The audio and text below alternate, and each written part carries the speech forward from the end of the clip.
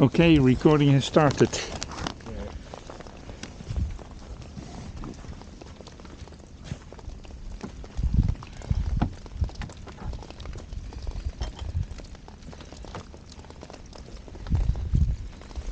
Yeah, you can see it's leaking a lot here. Leaking roof. I'm going to leave the rifle by the door. Yeah, it's fine. So you'll know where that is if you need it in a hurry.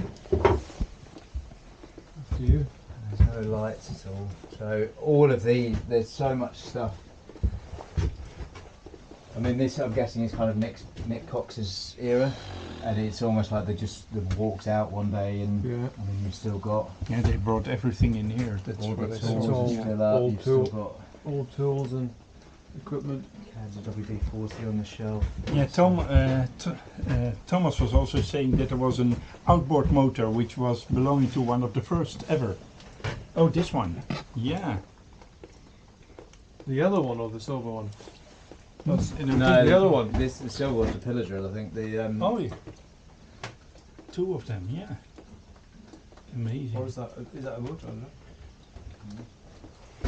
Right.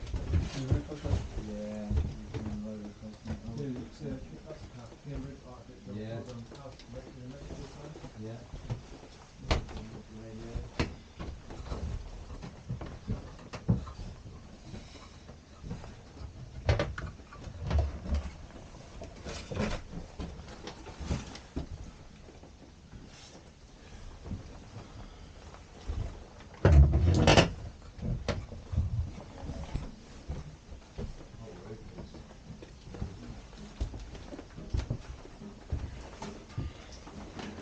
Oh yeah, this is the famous bike. We were so impressed seeing it coming out of Mexico.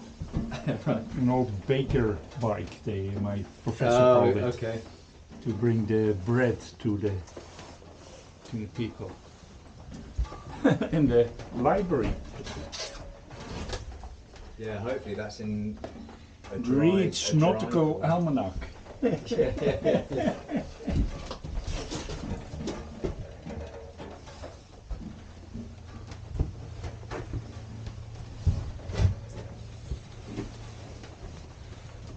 So let's hope that this is visible, at least Salterella, the name is visible. Have to make sure that you don't drop from the platform. Don't fall off here. Yeah, So this is Salterella. yeah, beautiful. Cambridge 5. What would the V be? And Salterella 2. Yeah, I think Nick sold Salterella 1. You have to think of who bought it, but it was Paul really. knows the story, but Salterella 1 was bought by someone and renamed. Oh, I okay. don't remember the name. Yeah, I should know the person. So how does this look?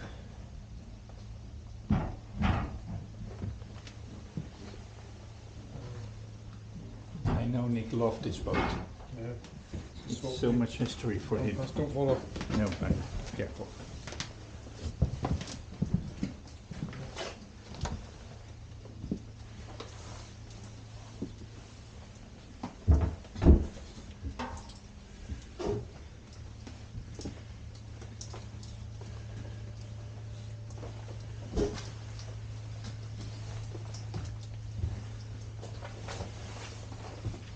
Small rowing boats could be very good for I think chasing geese.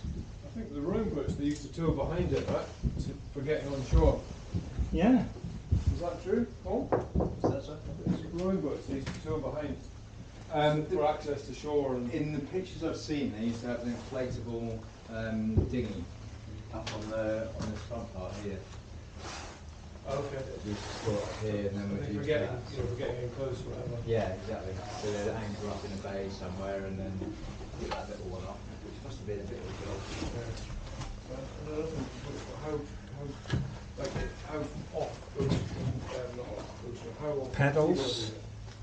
Like if it was a car, what is it? Is that a strap? Or is it- No, it's restorable, but it's one of those things. It's so much work.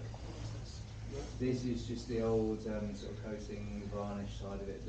Because obviously it's an old wooden boat, it would have just been very heavily varnished. That's what happens in the varnish fields. Yeah, when it degrades and starts to come apart, it just sort of flakes off. So it would need completely sanding back and re-sealing completely. But it isn't leaking. It's not got the boards meet and it's That's tricky to say because it's been here for a while. It would have dried out. So with wooden boats, they need to soak for a while so that the wood does expand into the gaps. Do you do that before you varnish it or after? Well, I would have to start. I'm not a wooden boat specialist, so I'd have to seek guidance on that. But it may well be that you have to sort of sand everything to the back and then submerge it somehow for a while. Let it swell, get it back out again, let it dry a little bit, and then varnish it. But then I think that would make it rough. So I don't. I was going to say if we strip it back and put it straight in the water. So I think maybe it would just be sand at the back and then re-varnish it. We've then got all the top of the actual to sort out. Yeah, that'll all be wood. We've got, you can see. That is wood. Yeah, I think It's good, isn't it? It's just sanding back. Yeah. But then things like these portholes, obviously they're not, they would all need changing. So they used the old mining wheels underneath the boat, the rail here. So it's just a wheel which is also used for the To put it up, mining. you in? Yeah, yeah.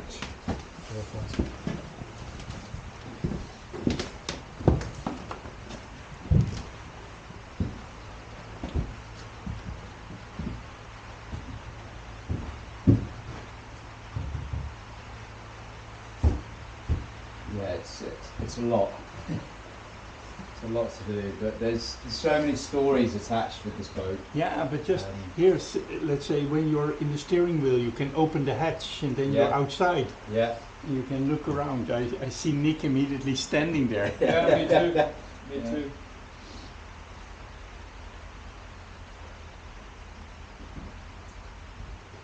He was always very careful with boating, but he didn't allow anyone else to take the rudder. It was just his job. I think that goes with a sense of responsibility because you know then if it does go wrong, you've only got yourself to blame. Yeah, and Yeah. that's of course you're never guaranteed that it will work.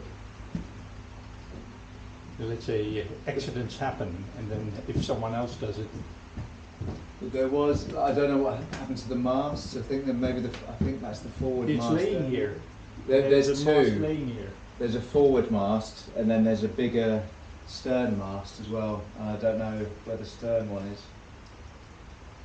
And it's also, he was sailing with this boat when there was no maps yet on all the places. Yeah, he said to me that they quite often had charts which would just have a single line of soundings on it. Oh yeah. And then they would have information from Arctic pilots, but it was very sparse. The Yeah. information included stuff like someone rowed ashore here in 1866 and they noted some shallow rocks on the northern shore. And that's it, that's the information you've got. Yeah. Oh, wow. And so also here the top of the peninsula, Kwadehoeken, in Dutch means bad corner. Right. So it's clearly something where you don't want to land. Yeah. Probably named for a reason. Yeah. Yeah, that's how they learned back in the day, isn't it?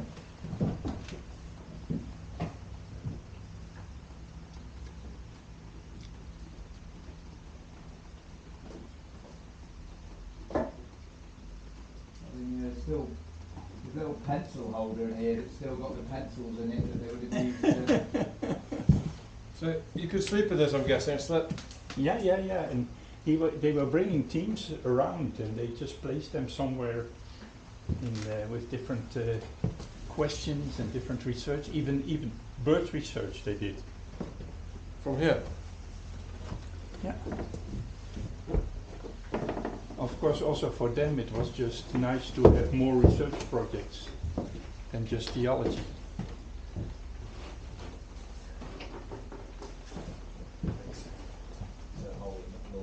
Oh yeah, that's handy, isn't it? smell of sort of Yeah.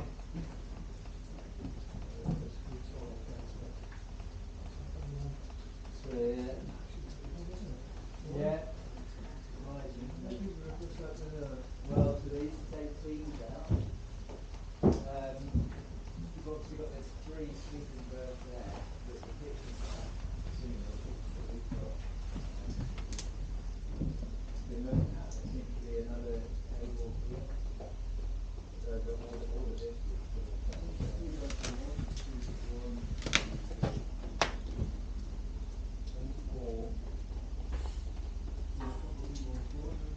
well, they could probably manage furniture as well. Maybe have double through them or something it up.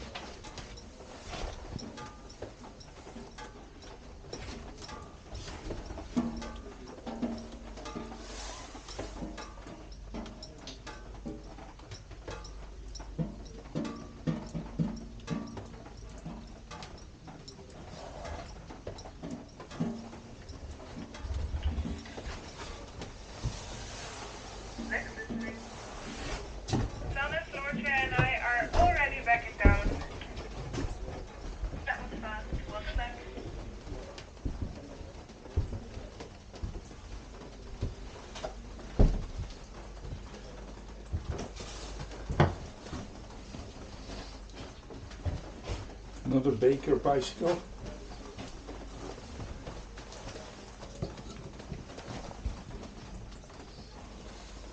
A lot of ropes for a seaman.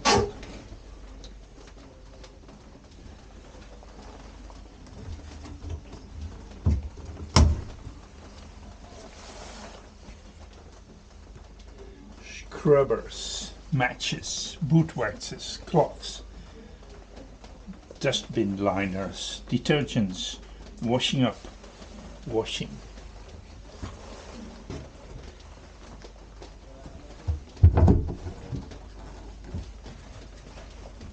And they call this one domestic supplies. A lot of ropes.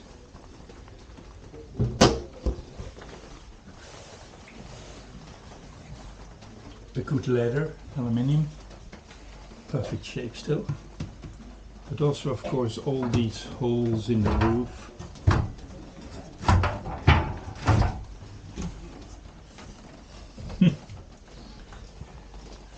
Plastic baskets.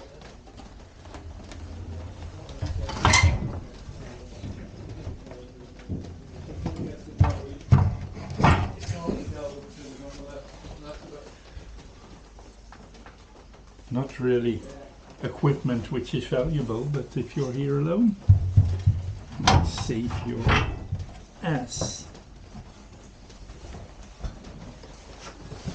And it's raining here. The roof is very poor. Boards on the bottom. What will become of it?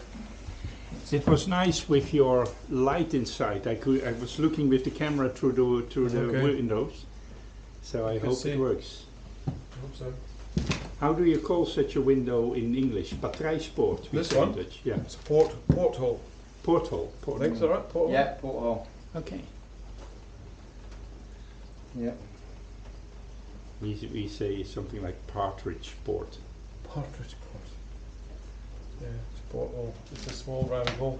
But yeah, I mean the build. I mean you can see the big hole in it. It almost looks like a bear's put its fist through it or something, doesn't it? But Yeah, I think so. Yeah, it can be anything. I didn't break in over there. I broke in on that side. You repaired But your break-in. I could, yeah, and it was actually open, so I just thought I have a quick look, but I didn't look as thoroughly as you do now. But I got a, what is it, the English for a piece of wood in your finger? Splinter. Oh, that's Yeah. the same in Dutch. okay. So a big splinter, so for a month anything what I touched hurted. There's the old sledges up on Because the walls here as well. Yeah, there's an aluminium ladder here on the which Yeah. is really highly usable. Kings Bay is talking about an emergency exit in my hut, so I need ladders. You've got your eye on that then. Haven't you? Yeah. But yeah, it's just trying to get the right people enthusiastic about. But just imagine how much force it needed to get up here. Yes. I I have no didn't idea see what massive the controls or something like that to must use help. used a mechanical digger or something to tractor. Yeah, because that's even if you wanted to move it somewhere to work on it. Already, that's a big job. Yeah, just yeah, to yeah, move it. yeah. Is, Is there a slipway out here? What's out here? yeah, I can't really. There's a slipway to the side. I saw that on the way in. Yeah. I don't There's know a if the slipway there's a here- slipway with rail, so the rail is piled up, different parts of rail, but it can go into the sea.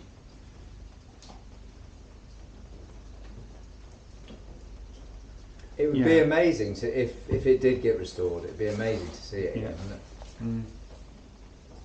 I think you would have if it got restored. I think you'd have Nick Cox in tears massively. Yeah, He was- yeah. I think you're right.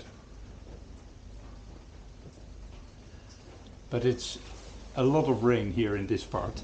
Yeah. Petroleum stoves.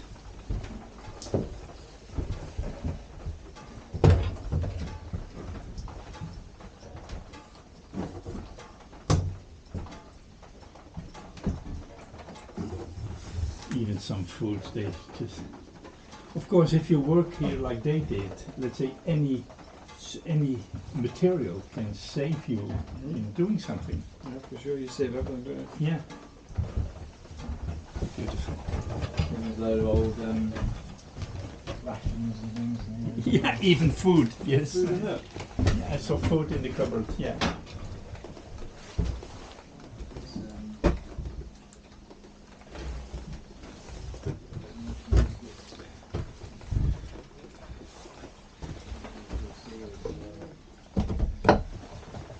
Pliers, molds, spanners, bits, That's exactly what I said. So, like, if you screwdrivers. make it simple in some way that